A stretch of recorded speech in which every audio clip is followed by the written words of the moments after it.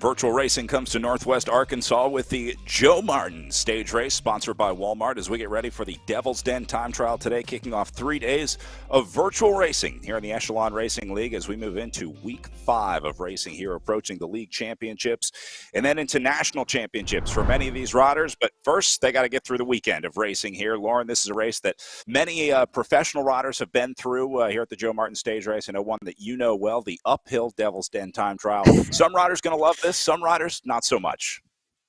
You know, as a sprinter and never really a time trialist at heart, I enjoyed time trial days because I could actually kind of just ride easy. So, but Joe Martin, the Devil's Den, you never can ride too easy, can you? Because it's just basically uphill. So it's a heck of a start for this race, and I'm excited to see how everybody plays out today and into this weekend. Getting ready for our North American starting slot, right? We did have a European starting slot earlier because of our international field. We offer an earlier start slot in the day so that those European riders have a chance to get their starts in. Had some fast times. These may be able to survive all the way to the end today because we saw some really fast times in the men's race from riders like Ben Thomas setting blistering times. Will Harden had a good ride out there as well for Project Echelon, setting an early fast time off the front, but it ended up being Thomas with a crushing 6+ watts per kilo. Now, Lauren, this is a short enough climb that you should be able to do a relatively high number. We're going to see a higher average watt per kilo today because of the shorter course, the shorter time that they're on the bike. Yeah, which requires a bit more of a warm-up, too. It's such a short, intense effort, and it hurts so bad. So, yeah, having a longer warm-up is definitely going to be fortuitous for anybody trying to do well in this race. So Davenport setting a good time as well. And then it was David Millam up next to roll across the line for the Hugh Dog racing team here. But Gonsalves was an early leader. Blodgett and Harden had good times as well. You see that leaderboard on the left side as Gonsalves made his way across the line with a blistering 5 watts per kilo across. And then it was Blodgett from Restart Racing behind him up next. Also had a good time on the day. You see his running time up in the upper right-hand corner at just over 10.5 minutes. So that's a good average time. Most of these riders could be somewhere between 10.5 minutes on the day. You see Will Harden finishing up here just under 10 minutes with a 9:47 on the day for him. So some pretty incredible times. That put a lot of riders on notice for the day today.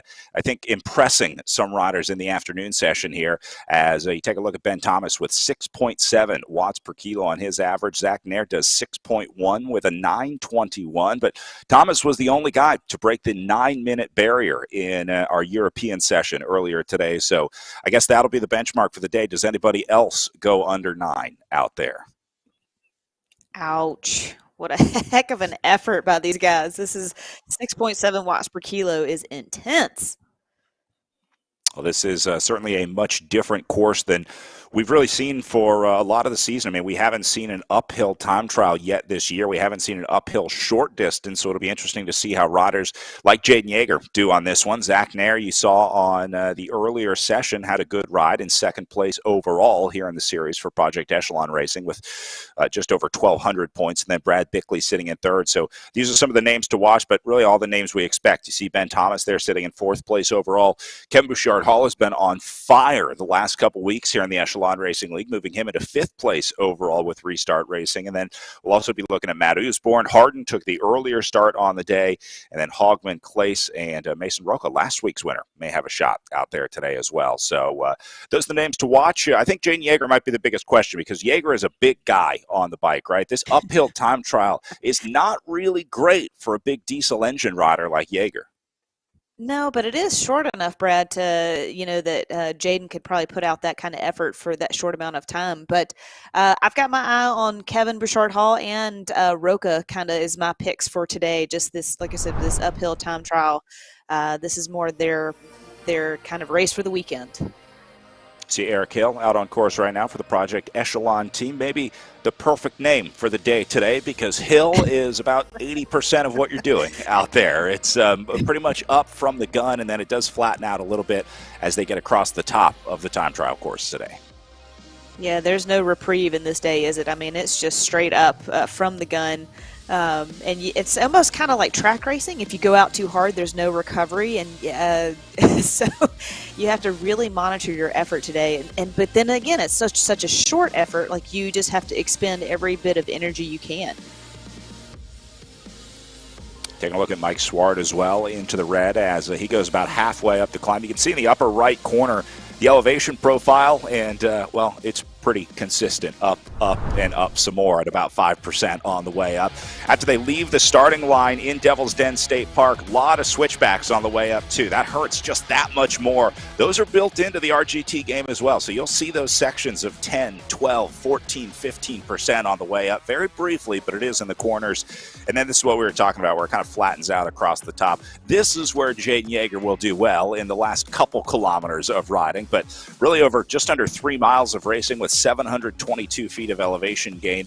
The max gradient, now it measures the max gradient for a certain distance. So if you have a very brief section like on a switchbacks, it will not measure the max gradient there, but it does go up over 15% at some points. And then you see our VeloViewer profile here presented by Strava. It gives you a pretty clear idea of just how much climbing is in this one. But the yellow and orange sections, obviously the more painful sections on the day, Lauren. That just looks brutal. And, for Kevin, Bouchard Hall or Roca, they're looking at the yellow and being like, yeah, that's where we're going to make all of our time. And Jaden Yeager, he's looking at the blue to be like, that's where I'm going to make all my time. So different race strategies for the different guys for sure today. Yeager warming up right now, getting ready. You talked a little bit about this. On a short time trial like this, the race really starts 20, 30 minutes, something like that before. How long is a warm for a time trial like this? Yeah, even a little bit longer because it's such a short amount of time, Brad. So I would almost give them a good 45 minutes warm up to kind of ramp up and kind of really get that central nervous system going and getting the legs going. And because again, it's almost like the shorter the time trial, the longer the warm up, and vice versa.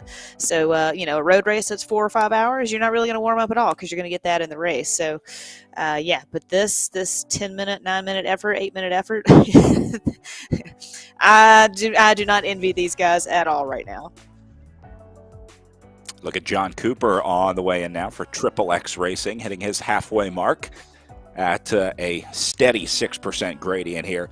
I would guess you'll see a lot of riders standing up today because this is tough enough. And again, the smart platforms that these riders on, if you're not familiar with RGT, it does mimic the resistance of riding uphill on the trainers that these riders on. So there's a variable resistance as the hills increase and decrease in the game here. So you saw Cooper out of the saddle, just trying to turn those cranks over. It's just like riding in real life. It feels like you're riding through quicksand out there going uphill. John Cooper had the fastest intermediate split at 7:02, so we'll keep an eye on that. That'll be sort of our split here. The split is taken just at the top of the climb. I think that's where we're going to have the best idea of who's doing the best on the day. So we'll see Cooper through there. And another interesting point is... Sorry, Brad, you're talking about how some of the riders went earlier today, and if I remember right, Jaden Yeager went early at the Tour of the Gila, and that kind of sets you up for the weekend, just kind of, if you can get some recovery into the afternoon and then set up again for tomorrow. So it'll be interesting to see. I think this is a short enough time trial that it won't take too much out of your legs like Gila probably did. So maybe not as much of a factor, but that's always in the back of my mind is when they set up to do their time trial and their time and how it plays into the rest of the weekend. A little bit of strategy even involved in your starting time on the day with a couple options. Looks like Swart going to be joined by, what I think is Luke Ahrens behind him.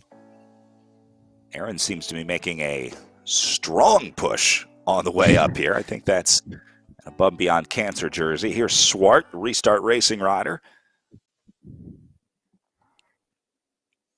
He's down in the dungeon. Also out of the saddle here. Yeah. At least he put the black cloth up.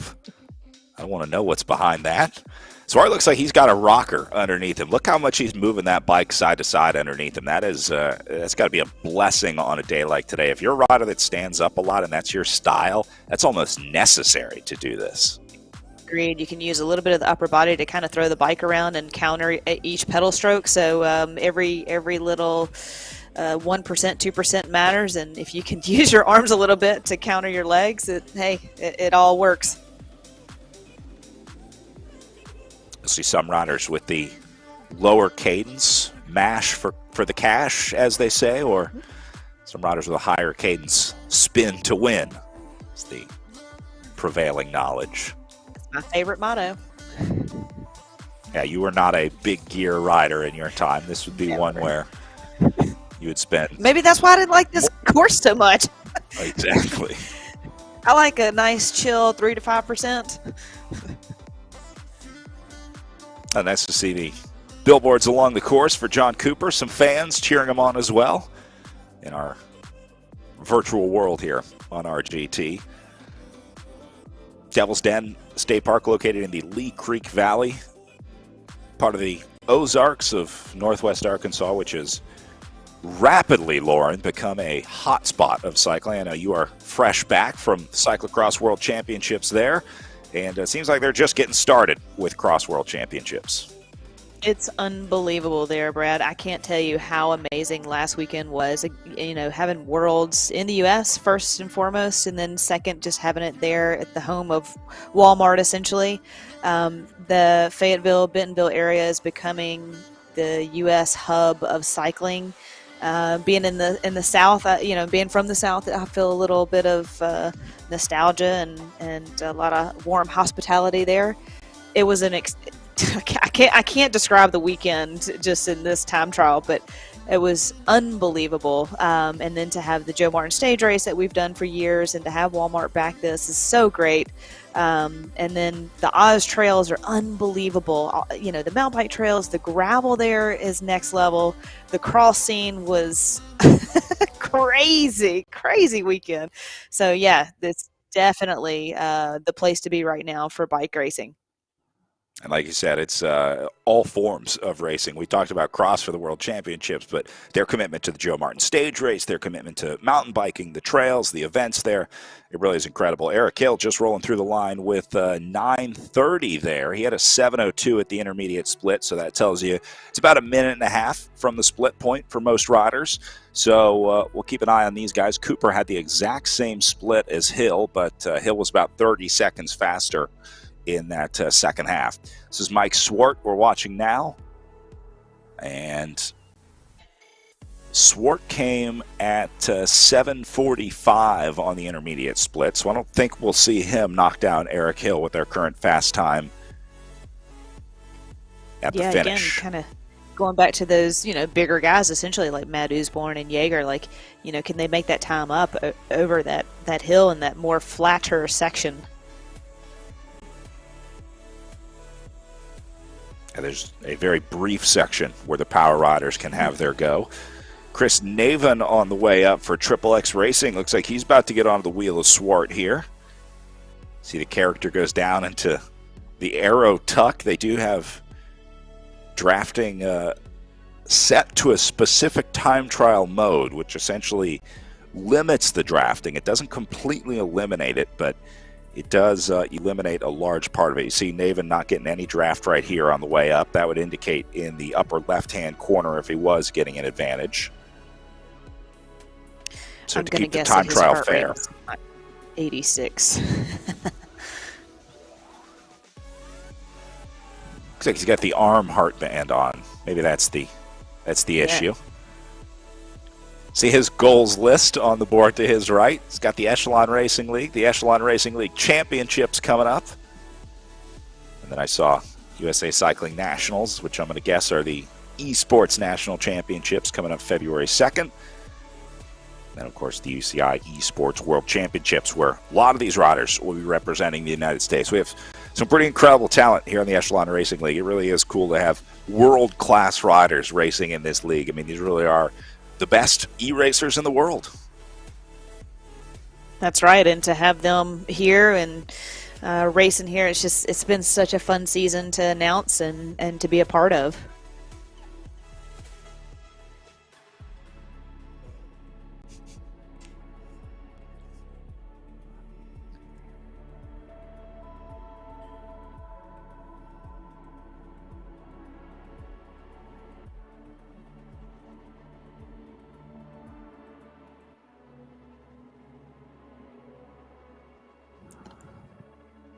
Just want to point out Chris Naven here just finished up his ride, and as he finished, he added another line. Go Jackie. Cheering on Jackie Godby. Getting ready for her start coming up in our women's field. You'll notice the goal board also has the Chicago Stars, so I think there's a connection there to the Chicago flag, which he uses as asterisks. I love it, Mr. Chicago. Chris Naven cheering on Jackie Godby for the Triple X Racing team.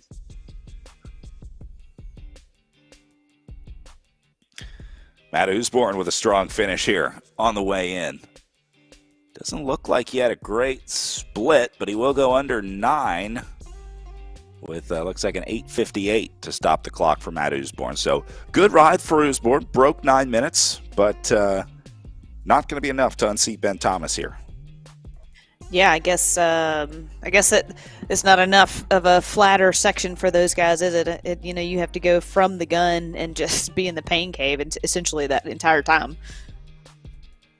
Remember, 8:53, the time to beat. That was Ben Thomas's time earlier today.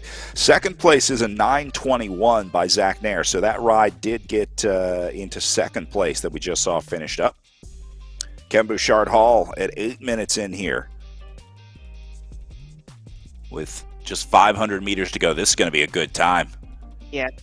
Remember, 8:53 is what he's got to beat. He's at 8:20 right now with 400 meters to go. I don't think he's going to set a new fast time here, but he's going to be close.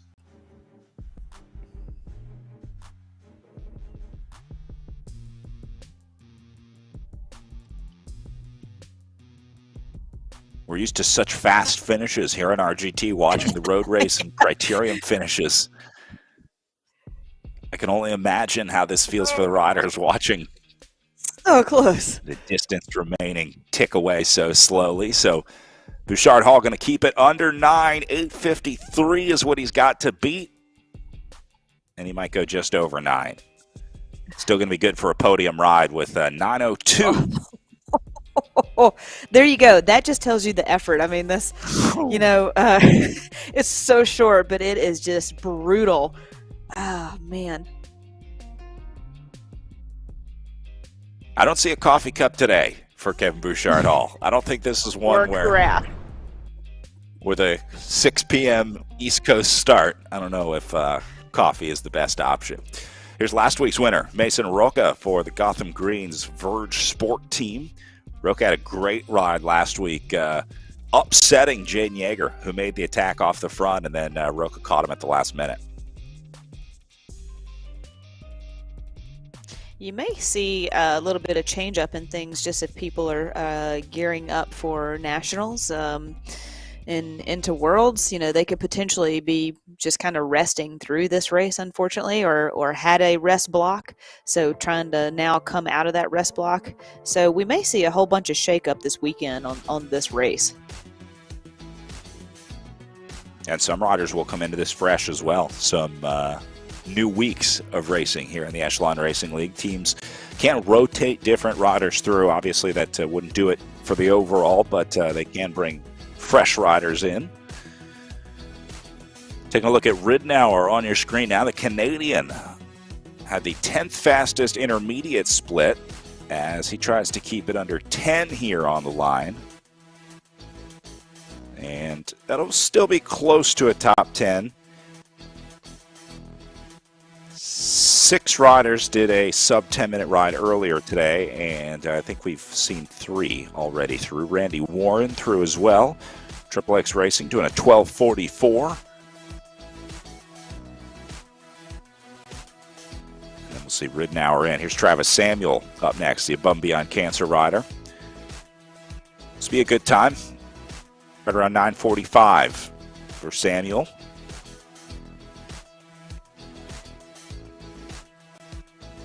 Through 7th on the intermediate split, and looks like he's going to end up right about there on the results. Brian Kellison up next. I like the Panvelo Racing kit. Yeah. This is a new one for us in the Echelon Racing League. Yeah.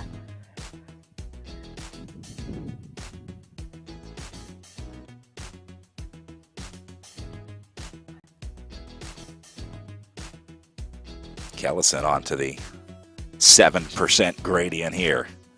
Probably the worst time for the hardest gradient to come right before the finish line.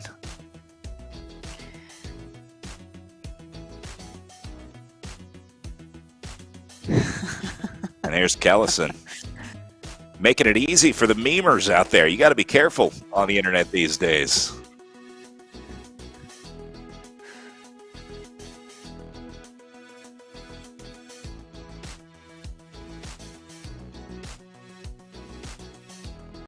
He's got the backwards cap. He likes the color on the kit. I like that. Both kits, very stylish. Yeah. Just the facial expression kind of does it for me. Of these are hard days. There's nothing about starting a stage race with a time trial. I guess it harkens back to the European tradition of a prologue, right? Nice way to sort of set the leader's jersey going into day one. Now, whether or not the riders want to do an all-out 10-minute effort on day one, I'm not so sure. Here's Brian Hodges up next, going deep in the garage.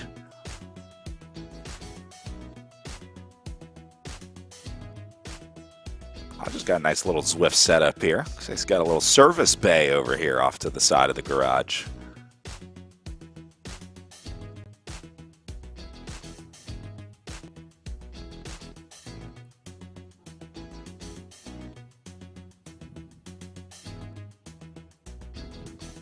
And Hodges finishing up on the way in here.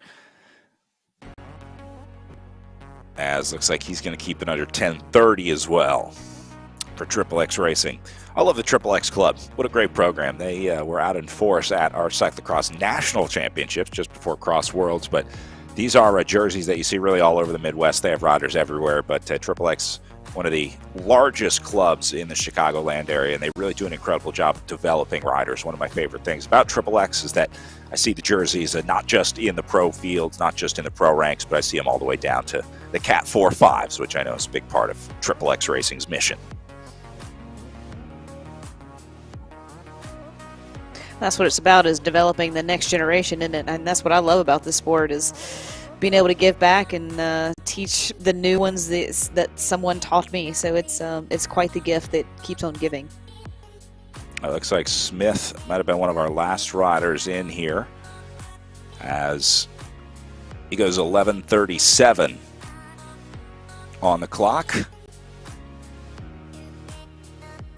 And we'll start running the hamsters on the wheel, do the math here, and get our leaders plugged in. Lauren, this won't matter for the most part. This is scored as a GC stage race, so it's really all about time. As long as these guys are within like 5 or 6 seconds of their biggest competitors on the climbing longer days, then they should be fine here on the time trial. So I don't think anyone had a terrible day out there today, but again, the Joe Martin stage race overall will not be won and lost here on the time trial.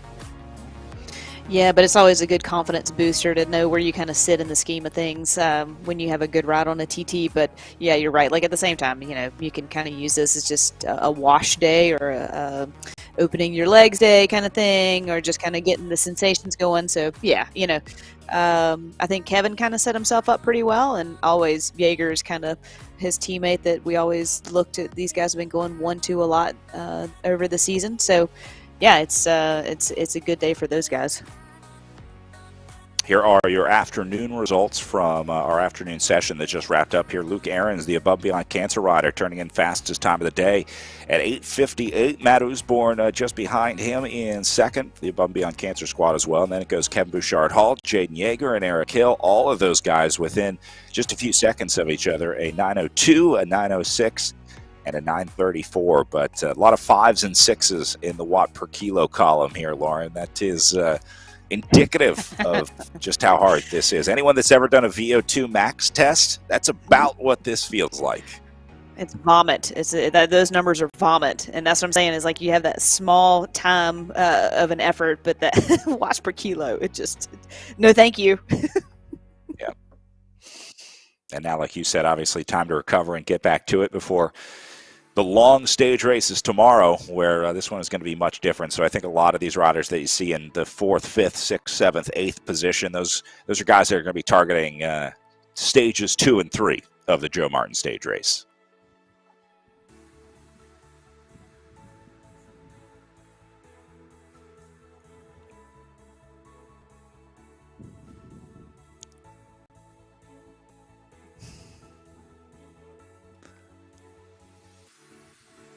Aaron's doing just under 6 watts per kilo with a 5.95 average. That is the highest winning watt per kilo that we had for the afternoon session so far here today.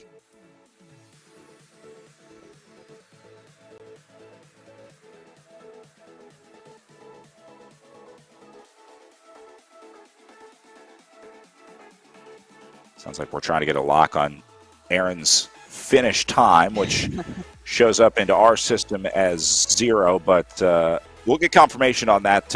What we do know is that most of the guys in the GC are doing just fine here, right? Most of these guys are going to be within 10 or 15 seconds of each other here.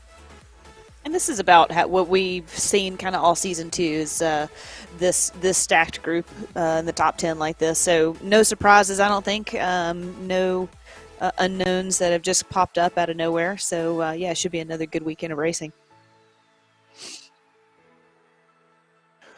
Well, Lauren, as we wrap up our men's field here, getting ready for our women's start, first one coming in just over 30 minutes from now.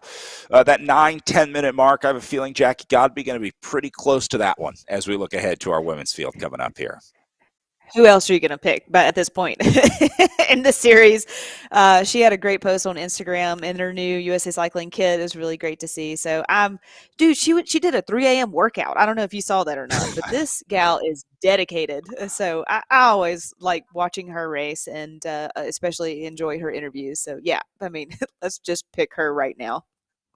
It's been an honor and a pleasure watching Jackie Godby every week here in the Echelon Racing League. She is about 30 minutes from taking off from the starting line here at the virtual Joe Martin stage race presented by Walmart. We're going to learn a little bit more about Devil's Den State Park and take a quick break before we come back with more live racing with our elite women in the Echelon Racing League.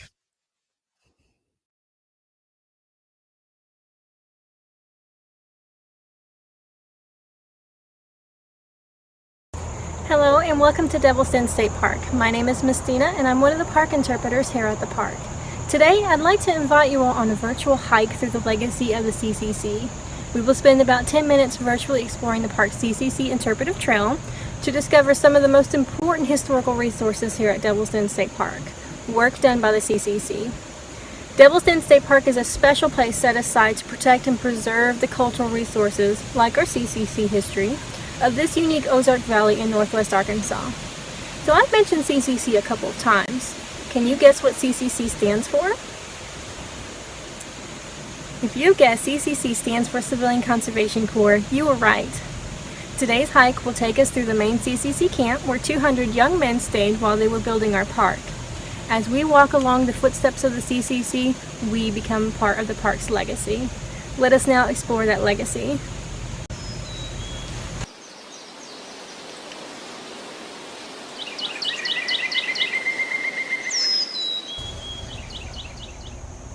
Devil's Den State Park would not be the park that we enjoy today if it weren't for the CCC's hard work and sacrifice. The Civilian Conservation Corps was formed by Franklin Roosevelt in the 1930s Great Depression era as part of his New Deal project.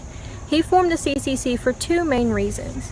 One reason was to give young men work during these hard times so they could support their families. The second reason was to build up these conservation areas like state parks and national parks.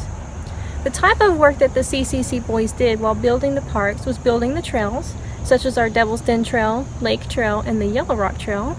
They also built the roads into the park so people could come down and enjoy this beautiful place. They planted trees and built recreation facilities like our cabins.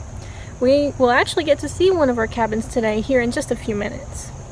It was hard work building the park. Those of you that live in Arkansas or live in the surrounding states, you know how hot it can get here in the summertime. You also know how cold it can get here in the wintertime. Now, imagine being a CCC worker working in these outside conditions, the heat of the summer, the cold of the winter, doing this for $1 a day. Yes, just $1 a day. That's how much they were paid. I'm guessing most of you make more than $1 a day in your weekly allowance or paychecks, so $1 doesn't seem like a lot of money to us. But it was a lot of money back then, especially during the Great Depression era when there weren't a lot of jobs, not a lot of ways to support your family and to put food on the table.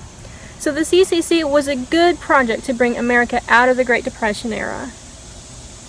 All of our young men working in the CCC were aged 18 to 25 years old, and they were unmarried. At the end of the month, a CCC worker was paid his $30 paycheck, but $25 was sent home to his family. That's how a lot of families were supported.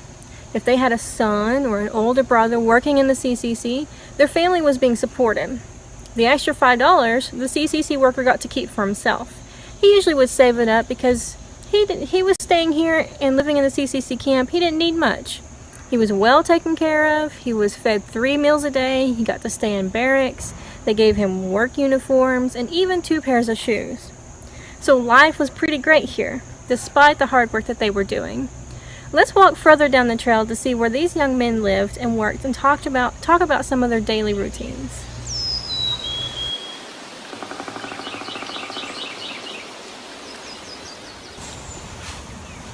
Similar to a family, the Park CCC Company 3795 spent daily routines together in this main camp area. Here you'll see a foundation. This is one of our most intact foundations left behind from the CCC camp here in the park. This was the kitchen foundation. This is where all their meals were prepared. As I said earlier, they were fed 3 meals a day.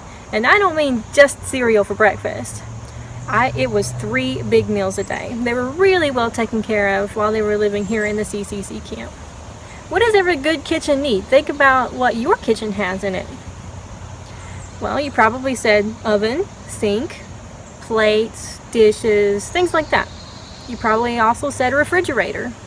Most of you will have a refrigerator in your kitchen.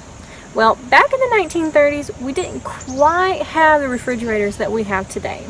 Instead, the CCC camp had a root cellar. You can see the root cellar here on the CCC Interpretive Trail. This is where they kept their food, like fruit, vegetables, and meat. Everything in this camp was kind of close together. It was really accessible and convenient.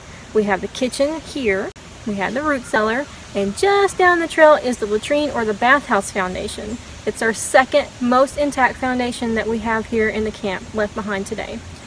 The bathhouse was big enough to accommodate the 200 young men working in this park. You may not think that we had indoor plumbing in the 1930s, but since this was a federally operated camp, of course they had nicer things. So yes, they had indoor plumbing here in the park, in the latrine.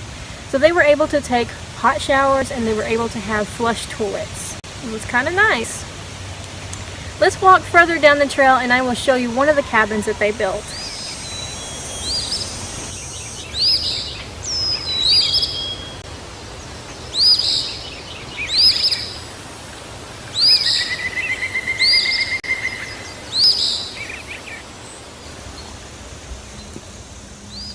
The CCC built structures you see in the park were made of natural materials found in the area and were built to last lifetimes.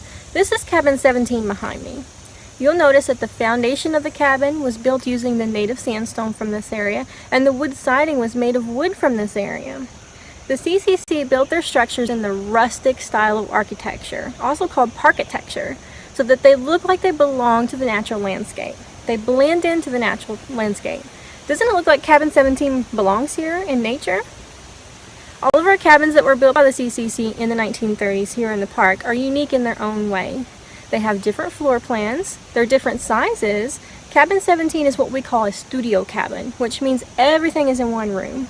It's one of our smaller cabins, but the cabin is special because this was actually the headquarters for the CCC camp here in the 1930s.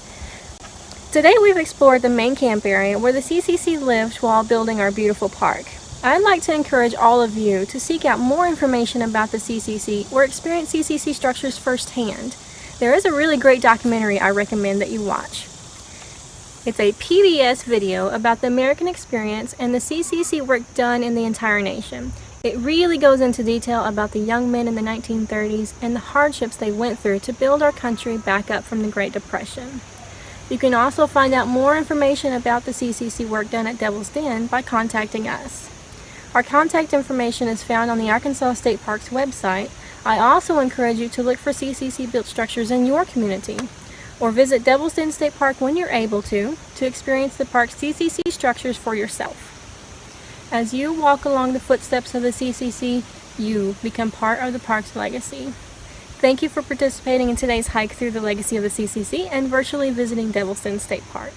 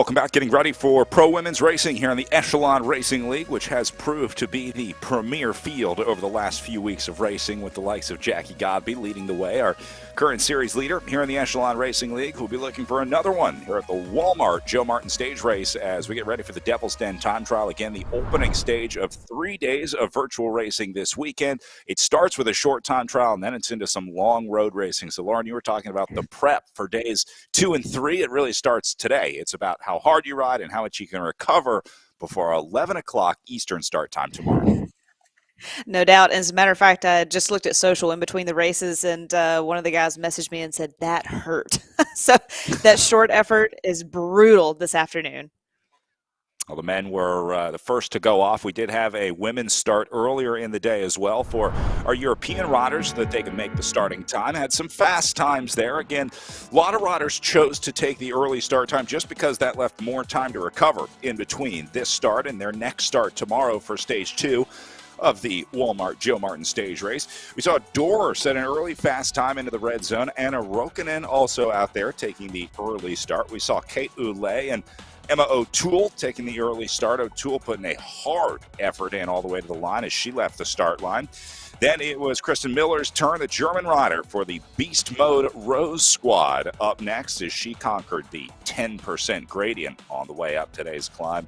Baker was up next to leave the starting house as she got started on the 5% gradient, leaving the line. And then it was Carolus up next, the last starter of the day. And the afternoon starts.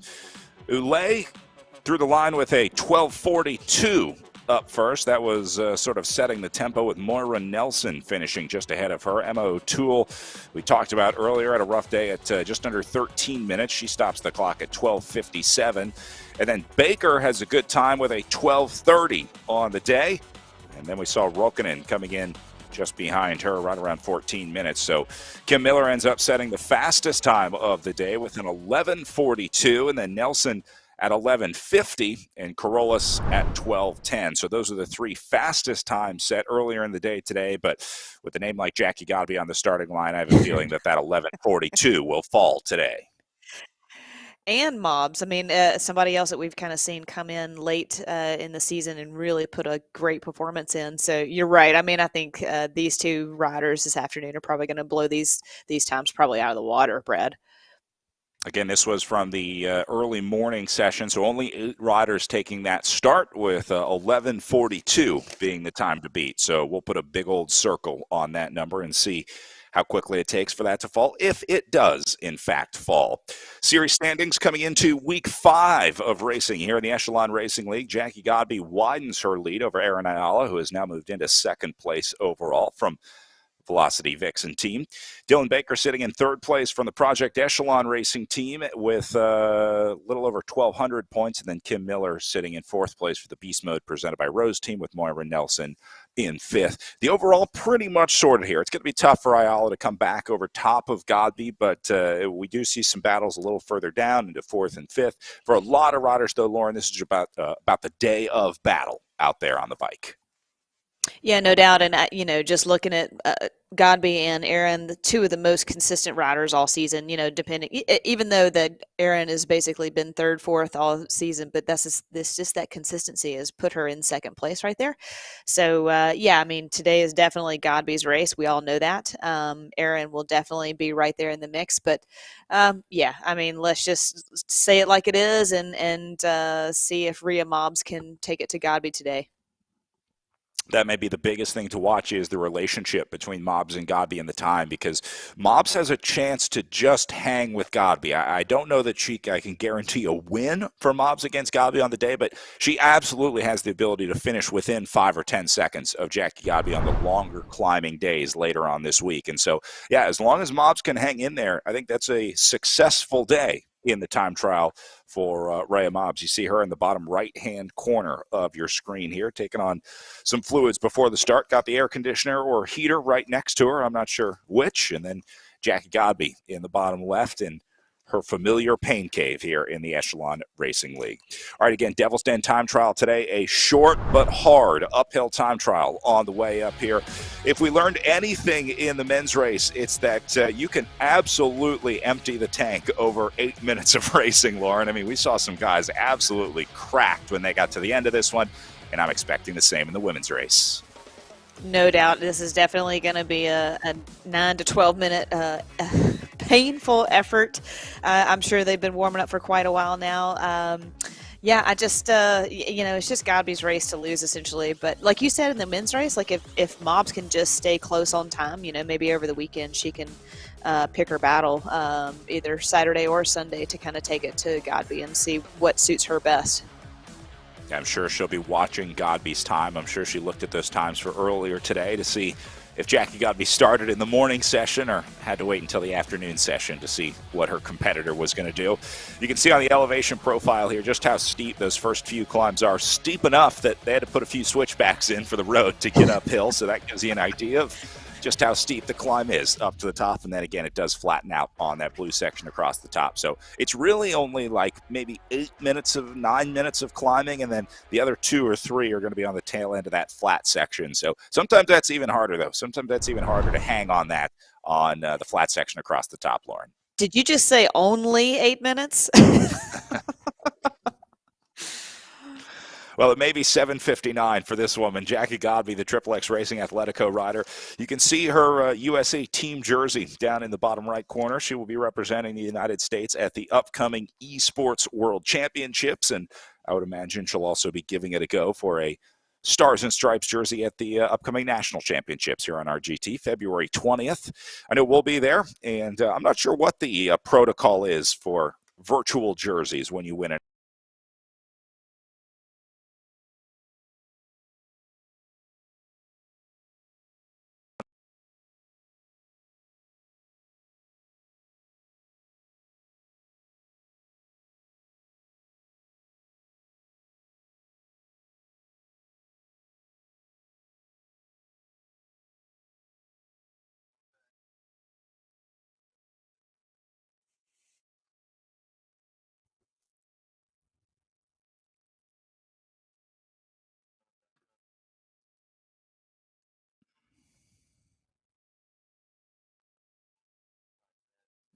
Sorry about that. Looking at Jackie Godby getting ready to take her start in our SIS Zoom room. She's underway right now. Godby out of the saddle on the way up the hill. This is something that we rarely see from Jackie Godby out of the saddle climbing. You see the time trial bike. She comes from a triathlete background, but everybody has to climb at Devil's Den.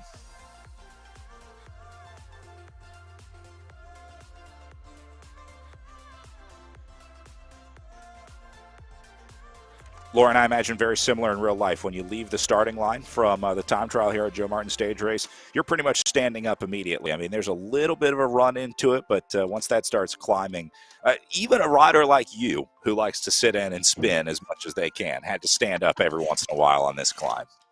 I guess I would say that it's almost like controlled chaos.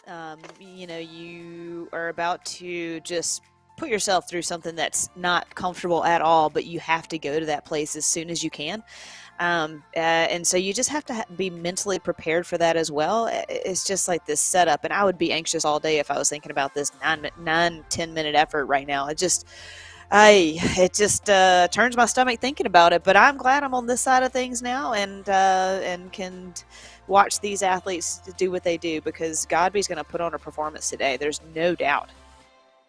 It's amazing how much those 9 minute efforts still haunt you into retirement. I'm amazed that that is the painful memory that you remember. I'm sure you did a lot of painful things in your career as a professional bike racer, but the 9 minute uphill time trial at the Devil's Den State Park sounds like may have been one of the worst of them. Yeah, you could only enjoy the view coming back down, but what a beautiful place that Devil's Den is. It's pretty spectacular if you get a chance to go out there. It's beautiful. All right, well, riders getting their final countdown. You see the riders start to up their cadence as well as they get ready for their start. Again, you want to really hit the ground running, try and ramp that power up as much as you can before you hit your official start time. The Riders do start at 30-second intervals, but looks like all four underway and rolling here. So we'll start to get some times rolling in, but we're watching Mallory McCrosty in the bottom right. We're going to pick up Jackie Godby here, the rider in the upper left-hand corner of your SIS Zoom room. And here is your odds-on favorite coming into the day today.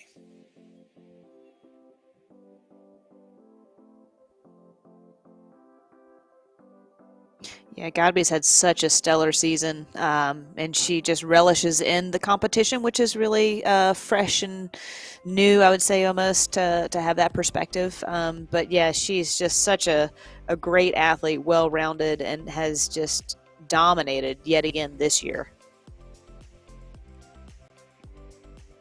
Looks like Nelson, the next starter behind her. Then comes McCrosty, followed by Larson, Ayala, and then Mobbs. What is usually leaderboard on the left-hand side of the screen doesn't do us much good today other than to tell us the starting order that the riders start in. So Godby getting an early start, always one of the first riders into the start pen. I can tell you every week, Jackie Godby is the first rider into the Zoom room on our production call to make sure that we have live video. Everything is prepared. She's always checking the bike, checking the computer, checking the trainer, making sure she's logging in, testing, retesting. It's really amazing how much work goes into Jackie Godby's success in the virtual world here. Yeah, to be the best, you have to prepare and be ready for anything. And this is why she has that jersey sitting back there, and she's representing the United States. Yeah, she's one of the best. Godby holding just under 6 watts per kilo right now. She's at about 5.8 average. This is a hard one to know your limit. A lot of riders, they know their limit for a 30-minute effort or a 15-second effort, but 8, 9, 10 minutes is such an objective number in cycling that there's not many courses where you're doing an effort that's exactly that time. And so I would imagine it's hard to gauge your effort across a 10-minute effort. Time trialing is definitely walking a tightrope between falling off and completely losing it and being in full control. It's the entire time. So it's also a mental taxing situation. It's just because you're constantly thinking about your numbers, and we've seen Godby never take her eyes off the screen. So she's totally focused and like I said, just on the edge of out of control, and just like any of these athletes are. It's a brutal discipline of cycling, and to be so focused and to be a good time trialist is something I could never grasp. So hats off to these athletes. Got a good look at Mallory McCrosty there and her new pain cave after moving to Tucson, her new home from Washington, D.C. Back to Brennan Nelson, the faster cyclist rider, up next.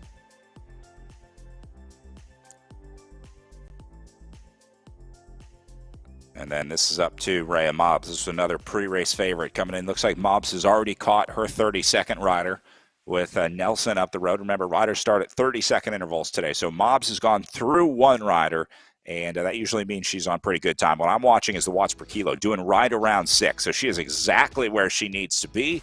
And, well, it looks like she's going about as deep as she can right now. Do you think Mobbs is somewhere in the States at this point, or do you think... Because am I doing the math right? That'd be a kind of a late night, huh? Yeah, that looks like PNAC to me, though, so we'll see. That's it would be just after midnight in the UK right now. We're at 7:09 Eastern time, so yeah, that's 12:09 over in the UK. A little late night trainer session for Rhea Mobbs.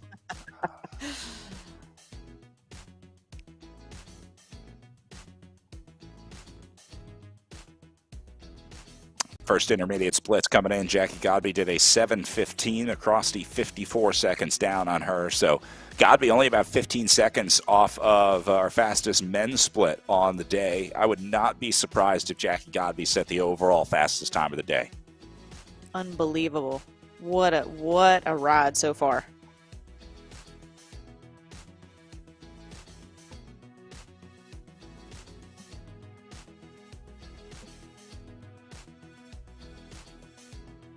And looks like Mobs just set a new fastest split. Yeah. She did, just came in 5 seconds faster than Jackie Godby at the intermediate split here. So Mobs got a chance not only to hang with Jackie Godby, but maybe beat her on the time trial today. Holy smokes. Yeah, Mob's been coming in this late season, and she got a win a couple weeks ago. So this is getting exciting, Brad. Godby is getting some good competition. McCrosty further back at 5 watts per kilo. Here's Godby on the way down at 1K to go. So this is across the flat section. A little bit of a downhill once you get to the top, and then it flattens out. So Godby there as Rhea Mobs tries to chase her down.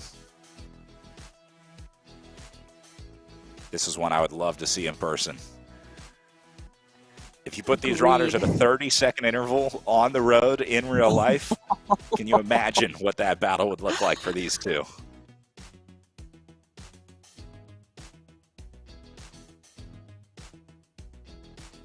And Godby and Mobs both going deep on this one. Mobs has stayed in the saddle a lot. I think more than a lot of riders that we've seen on the SIS Zoom cams today. And, we've talked just over these last couple of races is how, this competition raises both of these athletes' level up. So, Godby really appreciates this. And Mobs, I know she's enjoying trying to take it to Godby. So that's just the beauty of sport, isn't it? You can just up your game by having good competition. Many have come for the queen, Jackie Godby, but few have succeeded in defeating the crown. But Rhea Mobs has a chance today. So see Godby coming up at right around, she's going to be on the finish line here. Godby on the way in at the bottom right. So her time going to be just under 10 minutes on the day. And then remember, Mobs was 5 seconds faster through the intermediate split. So we'll see if she makes it up on the other side. 9:39 going to be the final time for Godby across the line here. Holy cow, that's smoking fast. And now maybe a slight advantage for Mobs to at least be able to see that time off the road and have somewhat of a target to hit, although she's only got 2 minutes to do it, so it doesn't really give you much time to adjust your strategy. Mobs has McCrosty in her crosshairs up next. This will be the next 30-second rider for her to catch. Yeah, with this short of an effort, Brad, I couldn't imagine that you could really make too much of an adjustment, but if she could, now is the time to make it. A little further down, we saw Brenna Nelson at 1:49 back at the intermediate split, Cheyenne Noble at 1:53 back, and then Holly Larson at 1:56 back at the intermediate split as McCrosty goes under 1K to go.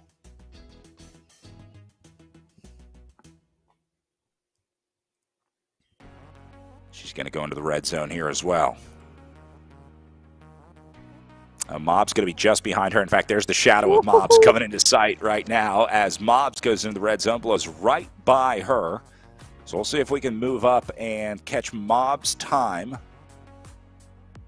In fact, that's going to be her gameplay in the bottom left-hand corner here. So she's at 8:40 right now with 600 meters to go. She is certainly poised to break Jackie Godby's 9:39 here.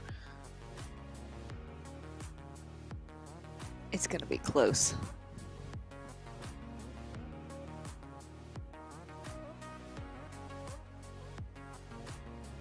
Down to 500 meters here.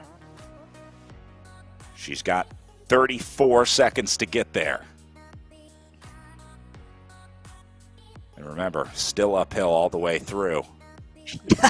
Yeah, it's not like a sprint, is it? It's not something that's going to be done over in 10 seconds. It's just drags out.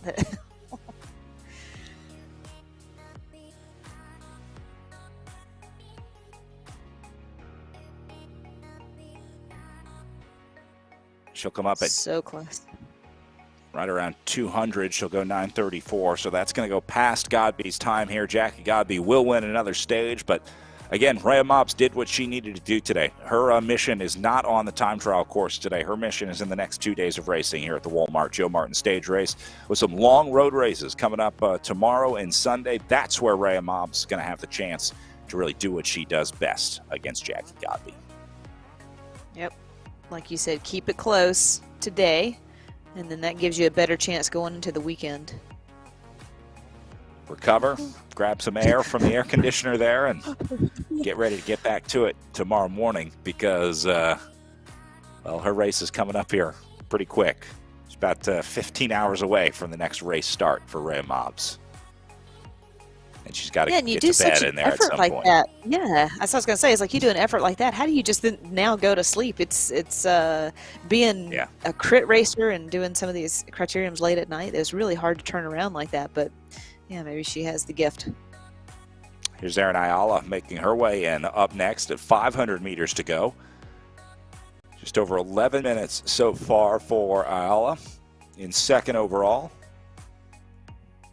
I think the game for Ayala this weekend is, one, seeing how long she can hang with that front group because she's always there. She can always get into the group. It's just a matter of how long she stays with them. And then, two, she always manages to find a battle in the race, right? Ayala always finds someone to lock into and some goal, some rider up the road to lock in. So it'll be interesting to see what that race is like in our women's field in our next 2 days of racing at the Walmart Joe Martin Stage Race. Brad, you're exactly right. And sometimes I would say some of her race situations that she's been in, she's probably learning a bit more by being, third, fourth, fifth place than being up the road with Godby or Mobbs, essentially, because you learn, how to attack these competitors or how to sit in. So she's probably learning a lot on the game, even though she is, third, fourth, or fifth position and second overall now. Ayala through at 12:13 as she'll stop the clock. That leaves Larson and Noble out on course. And looks like Larson will be in next at 200 meters to go for her.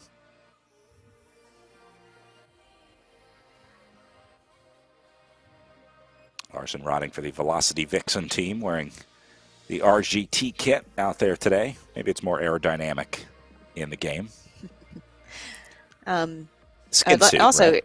Yeah. Hey, Erin is also fresh off of Fat Bike Worlds. Right. So she is an outdoor participant as much as an indoor participant. So she loves, as she stated in her Instagram, she loves riding all bikes.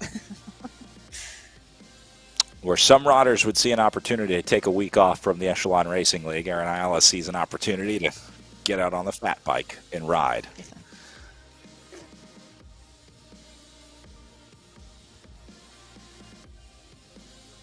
Picking up Noble on course now at 500 meters to go. Sounds like we've got Jackie Godby in our SIS Zoom room, so let's grab a word with our winner today in our women's time trial at the Devil's Den State Park. Thanks, Brad. I'm here in the SIS Zoom room with Jackie Godby, who had the fastest time in our time trial. Jackie, tell us a little bit about that time trial because that was tough. That was tough. Tough is an excellent word for it. So, this time I had the advantage of getting to watch my husband, John Cooper, go before me.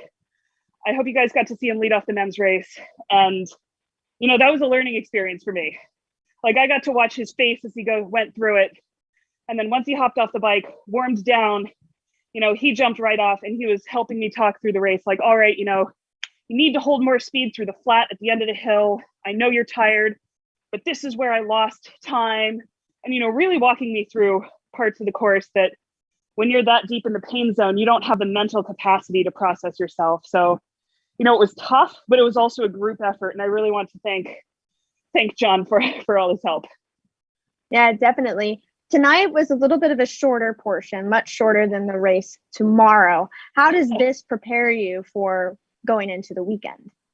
Well, this weekend, we're going to face some big uphill challenges as well, and like in the Gila, when you hit those 8-minute long hills, just like we hit today, you almost get to go back into time trial mode and sit in, figure out what can I do here? When can I cut off my power on those downhills and still keep the speed?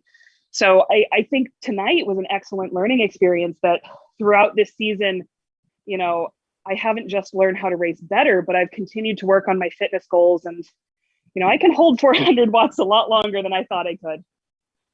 All right. Congratulations, Jackie. We'll see you tomorrow. Brad, back to you. Thank you so much. Bye, guys. Thank you very much, Emma. Congratulations, Jackie. You can hold 400 watts a lot longer than a lot of people, Jackie. I would say What that. a gracious winner. What a gracious It's athlete. I amazing. just love her interviews. Godby turning in a 939 today with a 5.9 average watt per kilo. Rhea Mobbs comes in just 11 seconds down on her. So that's what Mobbs is looking at going into the next 2 days. She's got to figure out how to claw back 11 seconds from Godby. Keeping Godby's wheel for the next 2 days won't be a problem, but Mobbs needs to figure out how to take that time back. So she's going to have to be aggressive as we head into stages 2 and 3 tomorrow.